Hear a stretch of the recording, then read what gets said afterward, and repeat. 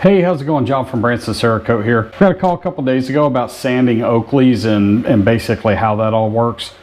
In all honesty, it's just like doing a polymer magazine or a frame. You want to be at about 35 to 40 psi to start. Kind of go over it. What you're looking for is that shiny polymer to just go dull. If you're hitting it and it's not enough, go up about a pound, maybe 2 pounds at a time, and you'd be surprised how in maybe 4 pounds over what you're already at, it'll just start doing perfect. Because the main reason why you don't want to just crank it up 10 pounds at a time is if you go too high with polymer, it'll actually start to spall and have little balls that come off of it, little sticky points that you can feel, and it ends up really, really rough. It'll pit it. It just really does a number on it. So you want to do that at the absolute lowest possible pressure that you can. It was actually a good thing that we got that question, because I actually have my stepson's Christmas present this year.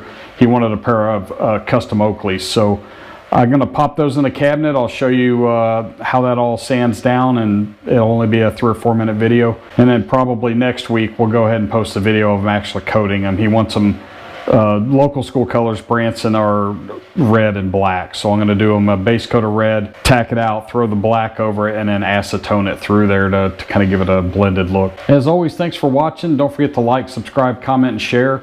Check us out at BransonCerakote.com for all your stencil needs. Have a great day.